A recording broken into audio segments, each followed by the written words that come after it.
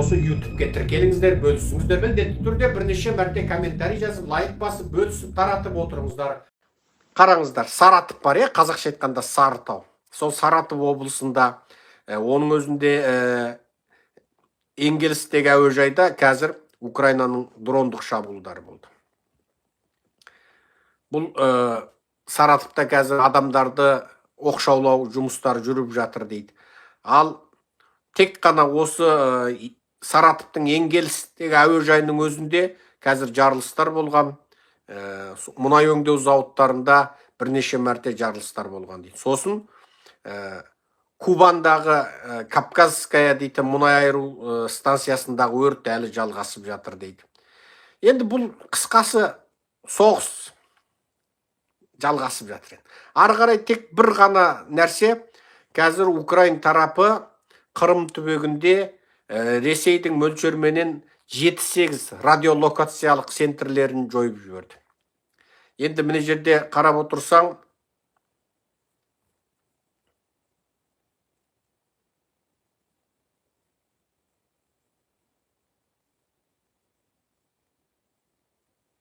он беске жуық әртүрлі форматтағы Ресейдің радарлық радиолокациялық жүйелерінің тасталқаны шығарған.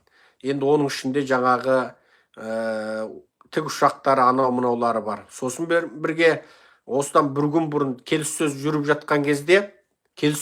жатқан кездің өзінде бұл Кубандағы Кавказская мұнай өңдеу зауытын жарып жіберген. Ал жалпы бұл қысқасы келіссөз жүріп жатып, және келіссөз аяқтағаннан кейін де екі жақ бір-біріне атысты тоқтатпаған.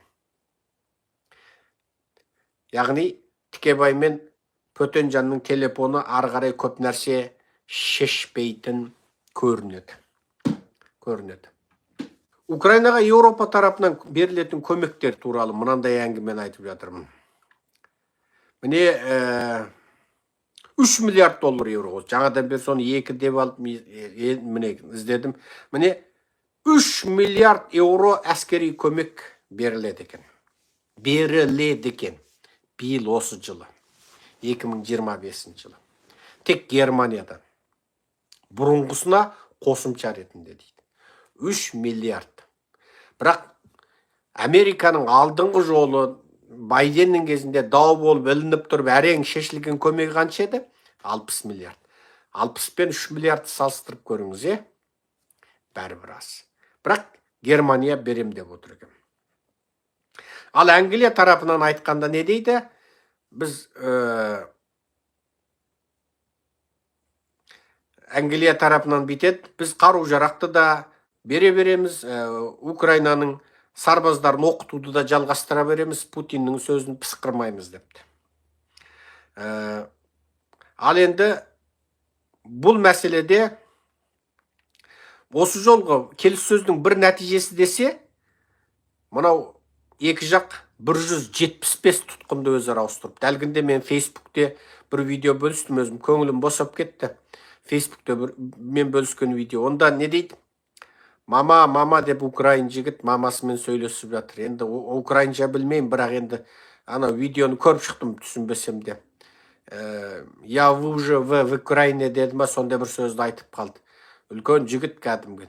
Сол тұтқыннан босап, 175 тұтқын өзара ауысыпты. Енді мына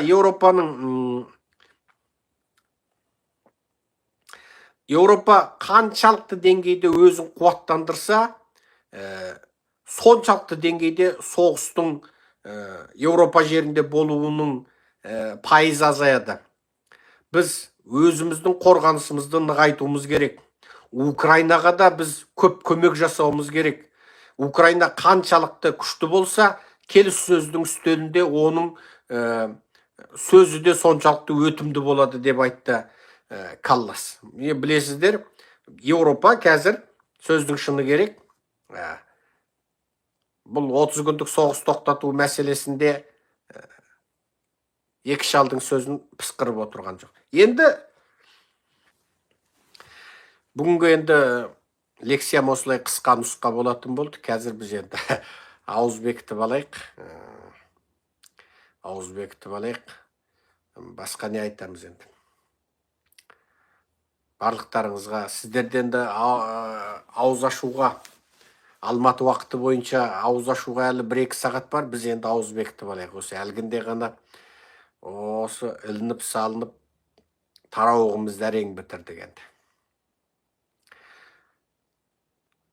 Ал басқа қандай әңгіме бар? Айтпақшы, Нетаньяху Хамастың лидерлері тұрған болуы мүмкін дейтін жерлерге тағы да шабуыл жасаған, сөйтіп тағы да қантөгіс болған.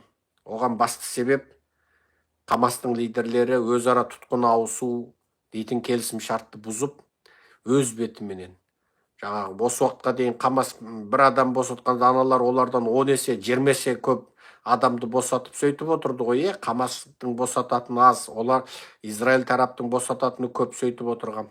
Олар алдыда адам жаңағы Ибрахим келісімін бұзып, тұтқында ауысуды тоқтатып өздерінің бір қыңыр қисық талаптарын қойды. Келісім шарт бұзылды, бомбалау жүріп кетті қайтадан.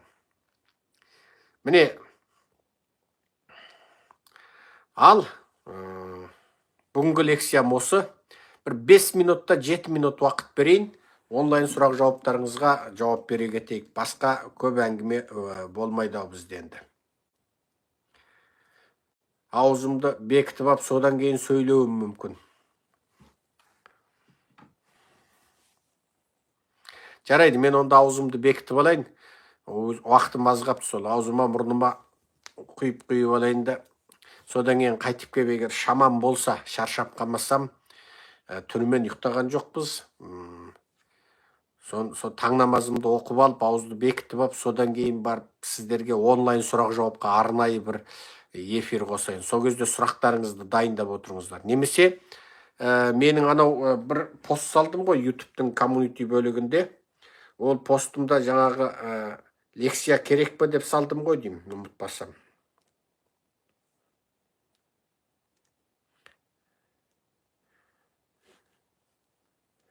Міне, лекция керек пе деп бұлай салыппын ғой. Тура осының астына сұрақтарыңызды жазып тастасаңыздар, мен шетінен оқып, осыған сала қояйын. Қазір енді аузымды бекітіп алайын. Сосын сіздерге қайтадан эфирге шығам. Аман сау болыңыздар, қалың елім, қазағым. Таң намазын оқып алып сіздерге шығам. Мөлшермен бір 30-40 минут па, 1 сағат па күтесіздер.